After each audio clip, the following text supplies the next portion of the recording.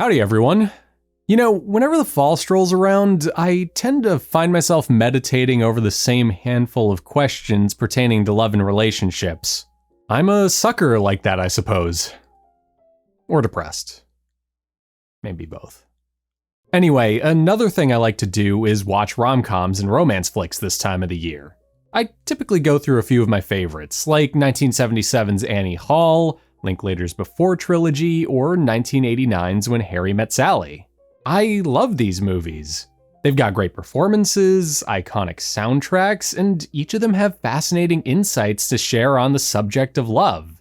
And while I did check out several of those movies and then some this year, I also revisited 1993's Sleepless in Seattle for the first time in a decade. And guess what? It turns out that Nora Ephron's sophomore film as a director is still a great watch. It's a movie that works on multiple levels, reflecting on traditional depictions of relationships, offering a light deconstruction of the romance genre, and is a surprisingly relevant commentary on love that still rings true to this day.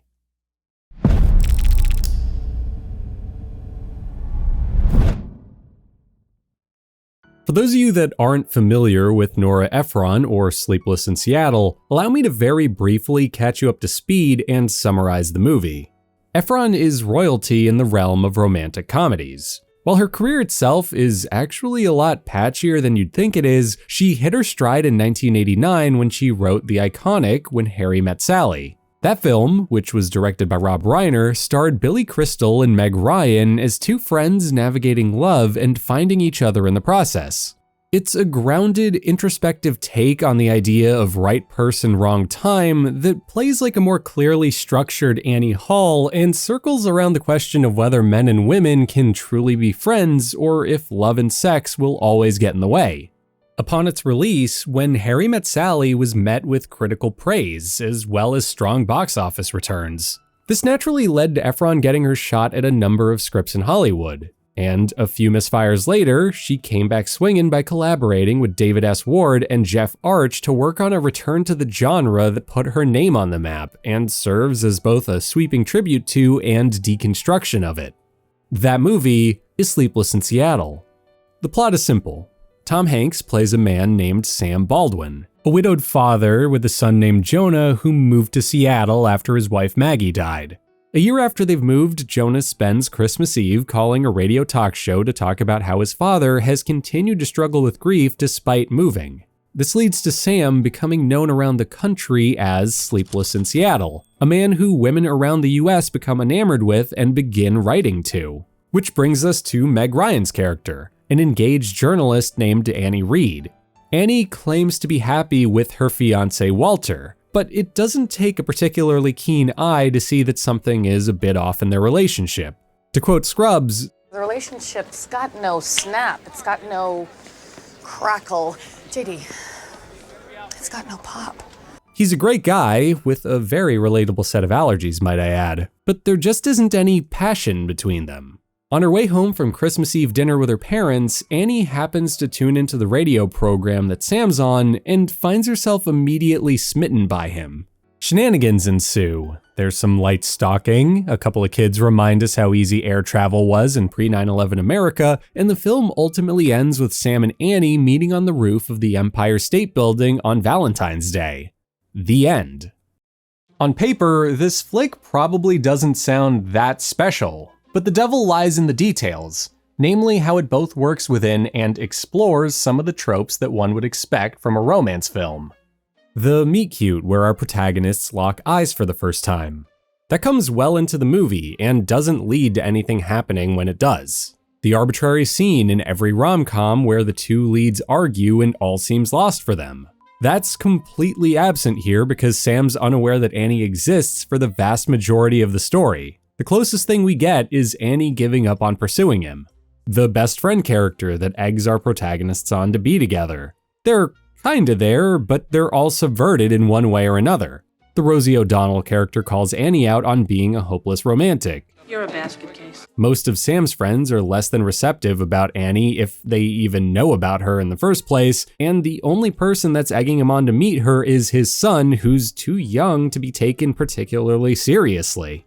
In the movie movies, women are always scratching up the men's back and screaming and stuff when they're having sex. How do you know this? Jed's got cable. Oh, just... But even better, it subverts these tropes without shaking the sense that you're watching an ordinary romantic comedy. It isn't experimental or even all that unconventional outside of the premise of keeping our romantic leads apart for most of the runtime. There are a few tonal shifts or differences that might raise the odd eyebrow, but they're motivated by the characters and are easy to gloss over thanks to how recognizable the beats of this type of story are.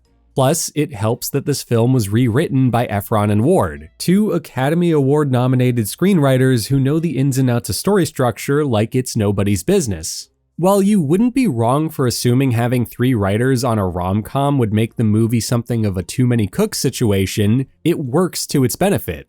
Now, don't get me wrong, there's a lot going on here, such as Bill Pullman's character having the oddly stressed detail that he has a million allergies, to Rosie O'Donnell's character being Annie's sounding board that crops up and disappears from the movie a bit willy-nilly, or even the side plot of Jonah struggling after his mom's death getting swept under the rug halfway through the film. But none of those things hurt the movie.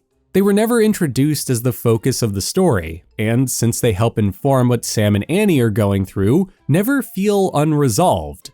They exist as a garnish that helps enhance the romance. Basically, shifting the focus to Jonah or Annie's fiancé would have changed the movie on a fundamental level. It would have pulled the focus away from its central romance in favor of a different direction. Additionally, it helps that there's a meta component to the film. One that feels unique because it came out in 1993 before everything under the sun became self-aware. Compare it to something from earlier this year like The Fall Guy, a movie that some have argued is as much of a romantic comedy as it is a summer blockbuster. The difference in approach between these two movies is about as large as the Grand Canyon. Like Sleepless in Seattle, The Fall Guy loves to dabble in subtext and meta storytelling. However, the execution of that leaves a lot to be desired. The Fall Guy knows how to call out the various norms in both rom-coms and action movies, as well as how to stage and frame them in a visually interesting way. But there's also little follow-through with those callouts. There are several extended sequences where Emily Blunt and Ryan Gosling's characters trade banter about their relationship via deli-thin subtext. The performances and dialogue are fine on the surface, as are the film's many other references to pop culture. But the one thing I kept thinking to myself every time I watched these scenes was that they never did anything. They're just kinda there to be self-aware because that's what people seem to like now. They seldom impact the story in any meaningful way or have any motivation beyond that. And maybe the fact that The Fall Guy is a Hollywood film about Hollywood and they felt like they needed to play to the crowd a bit. I was thinking, as a group, we could start saying, "You go, girl." Not in a way that's, oh, I'm so cool saying "you go, girl," but in a way that we're kind of winking at it. At the risk of sounding mean, it gives off the impression that director David Leitch and writer Drew Pearce lacked confidence in the material. There's an impending sense that the movie wants me to call it smart and clever, but that constantly gets undercut by the movie forcing itself to be playful about it at the same time. Such as how they repeatedly call the third act of the movie they're making within the film a complete mess, only to go around and have a third act that is, itself, a complete mess. But Sleepless in Seattle avoids those pitfalls. The film never becomes overbearing about its allusions to other works because it maintains a touch of subtlety about them. There's restraint to them and they're motivated. We may get things like a full-on Home Alone scream, but it's debatable whether or not that's a reference to begin with, and it doesn't screech the movie to a halt anyway.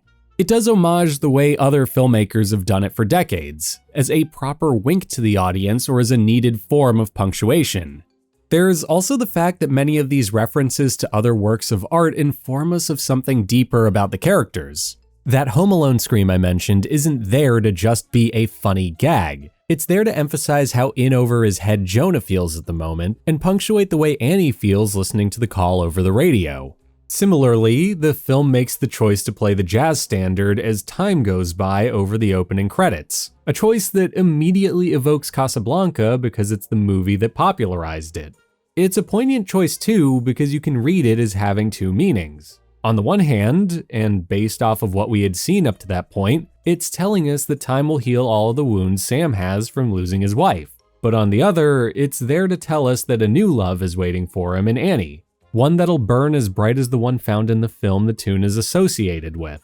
Likewise, the film's many references to An Affair to Remember aren't there to be coy or clever, they're there to push the story along while also confirming something the movie had only implied before, that Annie is romantic.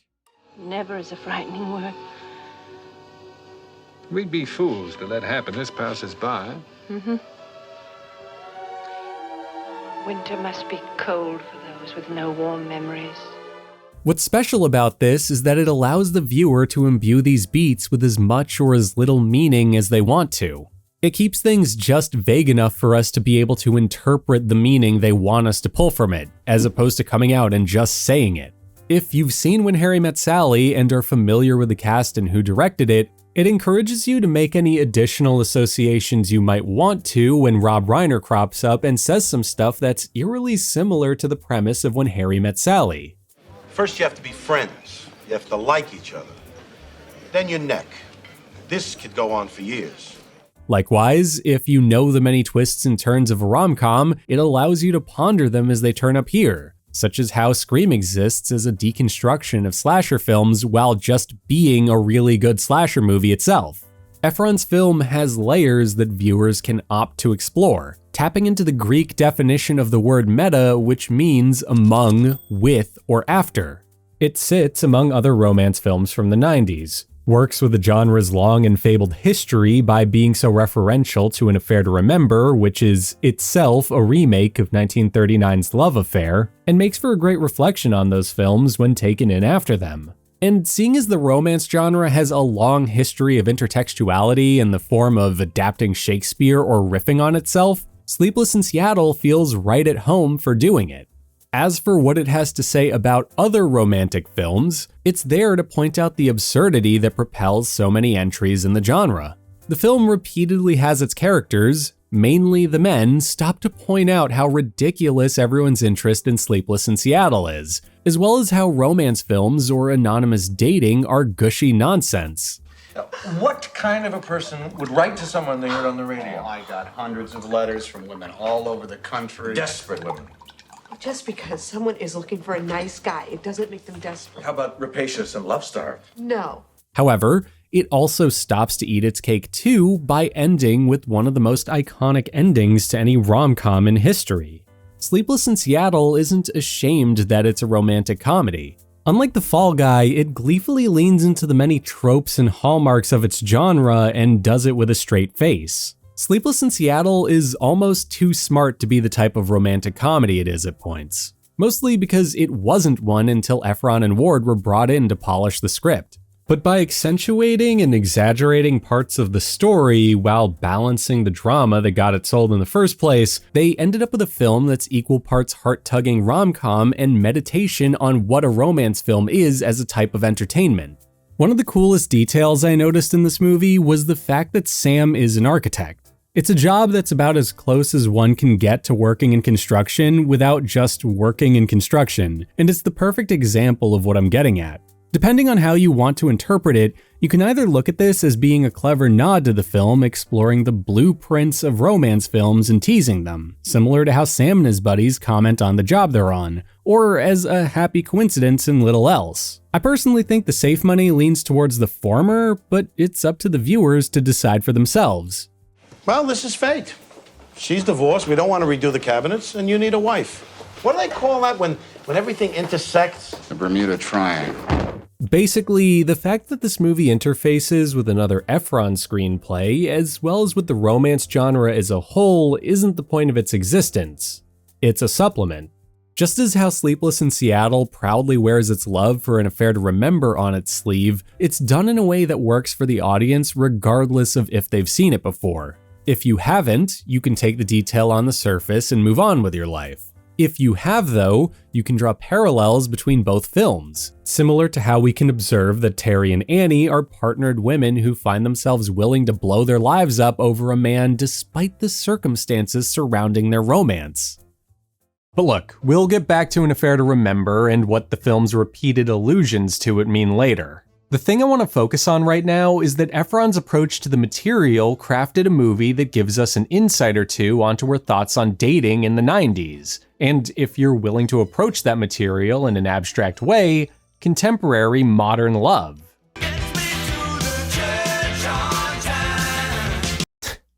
Also, full disclosure, I'm gonna do that every time I end a sentence with, those two words. Both Sleepless in Seattle and When Harry Met Sally love to question the nature of love. In When Harry Met Sally, this came as the question of whether or not men and women can truly be friends. And in Sleepless in Seattle, we're asked to ponder whether the fairy tale version of love we know from books, TV, and movies is real and worth pursuing. Ephron asks us to consider the importance of things like compromise when it comes to finding a partner, and if it's really that important to know what your prospective spouse looks like, or if meeting them face to face before you've fallen for them is important. Subjects that, given the widespread adoption of the internet, were so relevant in the 90s that they became the linchpin of another classic Ephron flick, and have become even more relevant today. This woman is the most adorable creature I've ever been in contact with, and if she turns out even to be as good looking as a mailbox, I'd be crazy not to turn my life upside down and marry her. Despite Nora Ephron dying in 2012 and never getting to witness the complete Tinder and onlineification of dating, Sleepless in Seattle is a neater fit for that culture than you'd think it would be. Annie and Sam may not have met on Tinder, or I guess Bumble because Annie made the first move here, but they may as well have. Additionally, you could just as easily swap the radio station Jonah called for a podcast, live stream, or anything along those lines, and the movie wouldn't have come out that different. It's still ultimately about people getting their first impression of a prospective partner based off of a curated version of them. A version of Sam that was asked questions intended to create entertaining radio programming for people around the country, and may not have been entirely representative of the guy he truly is. To use a word I hate very deliberately, to create content. Something that one can't help but feel dating apps tend to do too, since they're all about curating a version of yourself that others will find attractive and that the app and its developers can commodify. Sam and Annie haven't formally met and are drawn to each other off of a limited amount of information, with one of them not even knowing that the other exists for half of the movie. Annie's attraction to Sam is parasocial in the same way that people might become attached to an influencer they watch online, to the point of emotionally cheating on her fiancé. She's also a stalker that uses her resources as a journalist to learn more about her would-be beau, similar to how someone might look up a person they're interested in to learn about them before they go out on a date. As for Sam, he's a single father who's been out of the dating scene for a while and doesn't know how to get back into it. On top of that, he's old-fashioned and unnerved by the prospect of there being so many people who want to meet him, which is something that's made very explicit by a deleted scene I stumbled across while researching this video. Sam? Yeah. Jonah? Oh my God, this is so amazing. Check my pulse. Is there, do you need some, We heard you on the radio last night. It was so sad I almost died. Well, I'm glad you didn't. He's the exact type of guy who would stick out like a sore thumb on a dating app where hookup culture is king. Sure, you can massage the details to apply them to relationships from any time period, but that's not the point I'm trying to make. I'm here to draw parallels to the present reality of dating specifically. Why? Because the current dating world moves a lot faster than it used to, and the speed to which dating was progressing in pace back in the 90s was enough to give Sam pause as is. In the 1700s, the equivalent to Tinder was putting a personal ad in a newspaper and hoping for the best. In the 80s, it became dating cassettes. By the 90s and early 2000s, it was stuff like eHarmony. But these days, it's one of a half dozen or so apps that lives in the phone you keep in your pocket and have access to 24 hours a day. According to a 2019 survey by the Pew Research Center, 30% of Americans have used a dating app before. A number that feels admittedly low until you remember that there are an estimated 300 million people in this country, which means that up to 100 million of them have tried online dating. And of those people, about 57% of them have had positive things to say about the experience.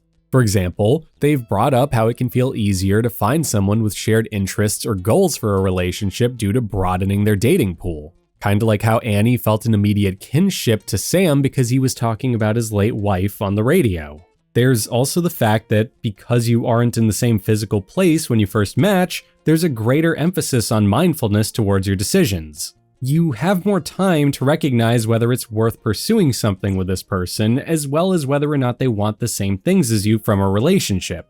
It's not perfect, and the problems with it are as obvious as you'd expect them to be, but people flock to it for a reason. It's another avenue for connecting with folks, and a damn effective one when it works. Which, if you'll recall the connection I drew between modern dating and what the protagonists in Sleepless in Seattle go through, it totally did.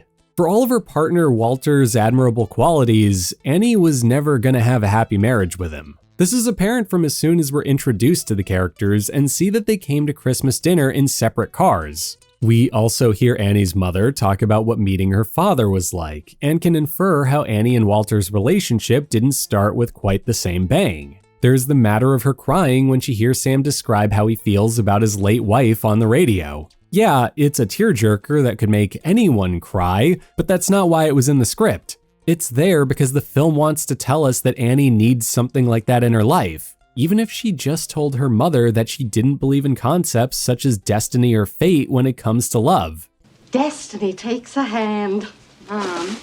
Destiny is something we've invented because we can't stand the fact that everything that happens is accidental. And while Sam does end up dating Victoria and is seemingly happy with her, that relationship isn't without its issues too. For starters, they aren't that compatible with each other, and he isn't particularly into her. Like, he waited to ask her out and did it more because he wanted to start dating again than because he felt strong feelings for her. Not to mention, Jonah doesn't even like her. What Annie and Sam have in their lives is safe, realistic, and dependable, but it isn't fairy tale movie love. Deep down, these characters were looking for something specific and old-fashioned. A boy meets girl and they get swept off their feet while violins swell in the background romance, if you will. However, they're both in a little over their heads too. Sam wants nothing to do with his reputation as Sleepless in Seattle because he's afraid of putting himself out there in a new way. And Annie eventually realizes she's not making the smartest decisions by doing what she's doing too. You have to grow up. You just can't keep having all these adolescent fantasies about how exciting your life is going to be. Don't hate me, but I love this pattern. Yet there's no denying that their current situations still aren't working. Both the pairings of Sam with Vicky and Annie with Walter lack fire. That lack of fire is a component of Sam's continued grief over his wife, and it's also a component of the gushy romance that Annie is drawn to as well. Despite the fact that they both end up meeting thanks to a more modern invention that's comparable to online dating, they insist that they want something old school and traditional. Not, at least as far as they're consciously aware, modern love. For a lot of this video, I've expressed the idea that Sam and Annie are looking for something more traditional or old-fashioned. But what exactly do I mean when I say that, other than suggesting that they want a type of passion that they weren't getting from their current situations? Like, what is traditional, old-fashioned love exactly? The answer's pretty simple when you get down to it. It's cinematic love, the type of romance that we've been sold for over 100 years of films. Think Rick and Ilsa in Casablanca, or Mia and Sebastian in La La Land. The type of love where two people meet and consider each other to be their soulmate. Someone who makes their heart swoon and that they can't stop thinking about. Had a very big night. A very, very big night. But it wasn't complete. It wasn't nearly close to being in the same vicinity as complete. Because I couldn't share it with you. All the film's comments about how dating has changed over the years and how the type of romances its characters want are a thing of the past are a red herring. They're cynical statements about relationships from equally cynical or hurt people that are afraid to take a risk to fulfill those needs. But rather than come out and say as much, the characters instead rail on the thing that ends up giving them what they want from a relationship, and hold on to visions of love from the past. I've already mentioned this before, but Sleepless in Seattle has a major thing for the classic Cary Grant flick An Affair to Remember. That movie follows two partnered adults that meet on a cruise and strike up an immediate repartee. Though they agree not to go through with things, they find themselves getting closer and closer to each other until they've fallen in love and share a steamy off-camera kiss. Saddened by the fact that their lives with their partners are calling for them, they agree to part and get their affairs in order before meeting at the Empire State Building to see if they're still in love and can be together. Tragedy strikes, this doesn't work out, but they're ultimately brought together again because their love was that pure and that powerful. Doesn't that sound familiar? That's a chick's movie. An Affair to Remember is one of the greatest romance films of all time. But ironically, the very reason it's such a beloved film was a common complaint that got raised against it. You see, An Affair to Remember is sweet. Like, very sweet. Unrealistically so, to the point where I recently explained its premise to my buddy Raekwon, and he responded that it sounded wholesome, and then asked if the leads ended up doing it. But aside from Raekwon, the saccharine nature of the film was a problem that some critics from the time genuinely struggled to come to grips with. Bosley Crowther said that the film's most iconic element, their plan to meet at the Empire State Building, was, quote, ridiculously childish for a couple of adult people to make. John McCartan from The New Yorker called the film awfully maudlin, and Richard L. Cole's review in The Washington Post concluded that the film, quote, boasts early amusing reels that ultimately become unbelievably foolish in the quest for audience tears. And that mushy core of the movie and the complaints it spurred from critics is the traditional love that the characters of Sleepless in Seattle were searching for.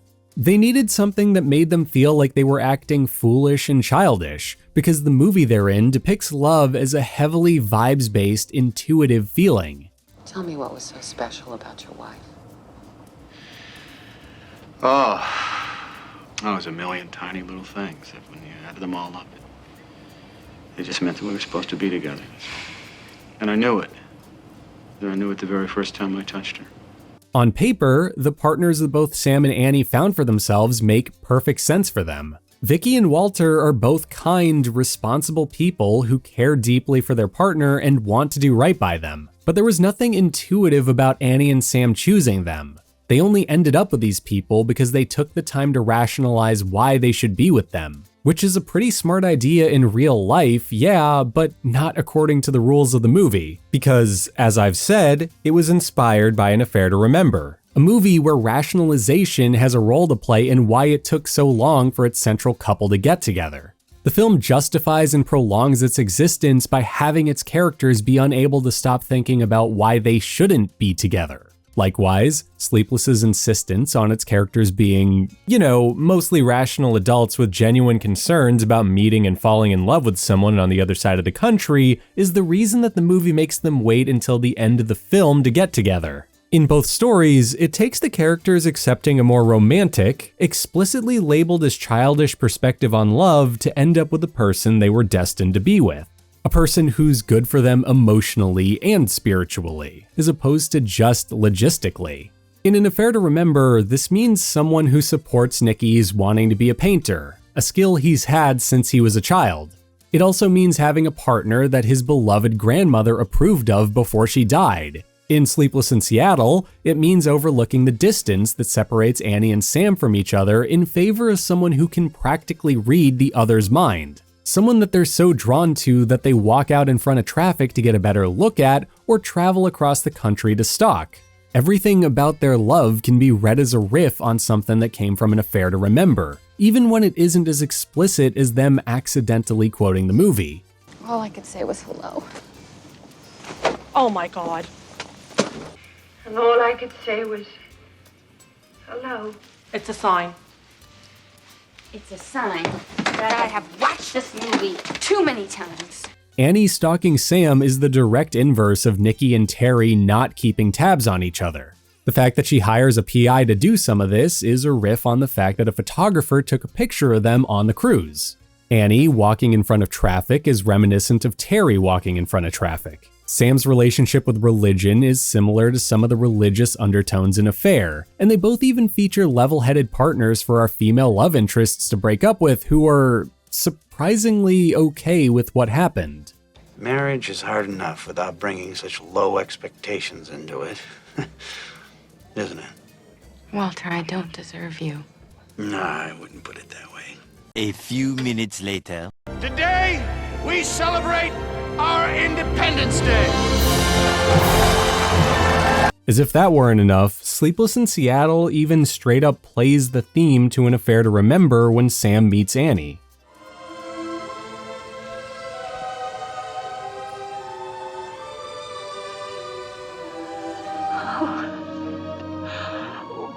It was nobody's fault but my own. I was looking up. It was the nearest thing to heaven. The very untraditionalness of their relationship is a component of the so-called childlike love they met under, because Jonah played matchmaker for them. A child with zero frame of reference for what is or isn't traditional. He just knows a good fit when he sees one, kinda like how his dad said he would. The stuff is kind of interesting when you stop and think about it, because both An Affair to Remember and Sleepless in Seattle hint at there being something childlike to classic Hollywood love. That there's a connection between the naivete and irrationality of it with the way we may have felt growing up with a schoolyard crush. Furthermore, both movies paint this as something that heals a part of its characters that needed healing, as well as only being a component of what makes their relationship functional. This is something that other Ephron rom-coms also do too. In When Harry Met Sally, Harry's cynicism towards love gets healed by his relationship with Sally. In You've Got Mail, Kathleen runs a children's bookstore that can be seen as representing her more naive view of the world. And when she loses the business, her relationship with Joe helped her mature into writing children's stories of her own and growing as a person. Even Ephron's much maligned but honestly kind of fun Bewitched movie follows in this pattern. Nicole Kidman's character Isabel is a witch who wants to be a normal person and is characterized as being naive and childish because she hasn't spent much time in the world before. Meanwhile, her love interest Jack is a cynical and self-absorbed actor, but they both balance each other out by the end of the movie and help each other get what they need. That was incredible. What? Just now, that. You yelled at me. You were up front and honest, and you called me out on all my crap. It was just great. In each of these examples, as well as in God knows how many romance films, one romantic lead usually balances the other out and vice versa. And wouldn't you know it, the ideas expressed in these films have a basis in psychology. In the Psychology Today article, Adults Turning into Children, Psychology of Falling in Love, author Seth Meyers outlines the many ways that adults in love can act similar to a toddler. The article itself is focused on the negative ways that this comes up, such as how both parties are subject to spats of poor emotional regulation or an overdependence on others, but I do think it's fascinating how easily you can draw any parallels at all. Plus, it's not like those specific examples were major components of Sleepless in Seattle to begin with. If anything, the distinct lack of examples you could apply from the film to what's listed in the article shows that Sam and Annie went at things in a surprisingly healthy way. Like, the second Annie so much as thought Sam was with someone already, she shut down shop and decided to leave him alone. Their behavior encompasses a sentiment expressed in a different Psychology Today article. In How Couples Learn to Love Like Adults, Stephen Stosny talks about how people fall in love using what he calls the toddler brain, while people who stay in love do so because they're able to balance that against the more mature, thoughtful adult brain. The toddler brain is great for when you're just meeting someone and you're in the honeymoon phase, while the adult brain is great for matters pertaining to problem solving, communicating, and putting in the work so that you and your partner grow together. To whittle the point of the article down to its essence and fit it in the context of Sleepless in Seattle, it's about how it's important to trust your gut instincts and chase a spark while also being mindful of the repercussions of your actions, which is something that both characters do acknowledge throughout the film. I'd much rather just see somebody I like and get a feeling about them. And I am having all of these fantasies about some man I have never even met who lives in Seattle. We even get a literal manifestation of a toddler brain thanks to Jonah, a character with cognitive limitations due to being a kid who doesn't understand the weight of the choices he makes. While Stosny's writing was never talking about a physical second brain that needed to be balanced and reined in, this does also make Sam the adult brain in this scenario. Sam needed Jonah to help him get his foot through the door and meet Annie, while also stepping up to make sure his kid didn't get abducted in Manhattan. With Annie, her toddler brain is her deep-rooted love for An Affair to Remember and the greater canon of romance films that it represents. Because, surprise surprise, romance as a genre runs on toddler brain love. The reason the genre has been able to flourish the way it has for so long is because it fulfills our need for that specific type of love. As Amelie Shears wrote in her article, Why We Love Movies About Love from the Berkeley High Jacket, quote, "Ultimately, we love rom-coms because we like to know subconsciously what'll happen. Love will overcome every obstacle. Above all, rom-coms are all about the main characters realizing that they too are worthy of love."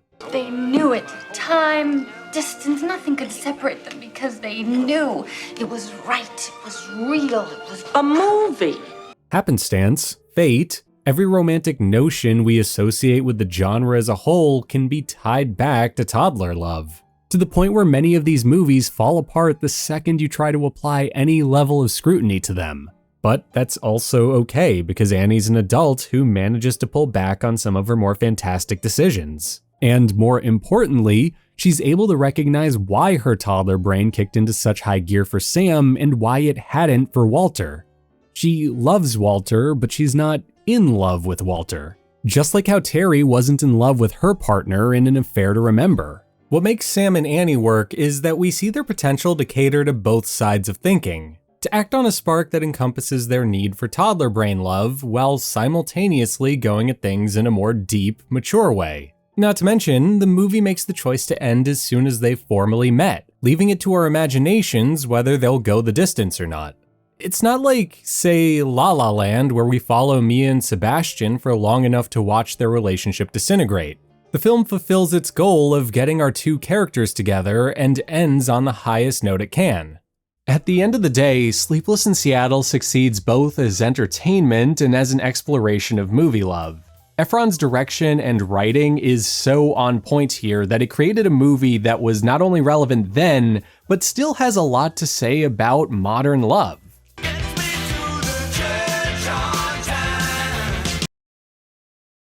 You know, I think it's starting to outstay its welcome. The insights it has to offer are admittedly surface level and warranted a doy or two, but despite that, I still appreciated what it had to bring to the table. There's an earnestness to the film that makes it feel timeless.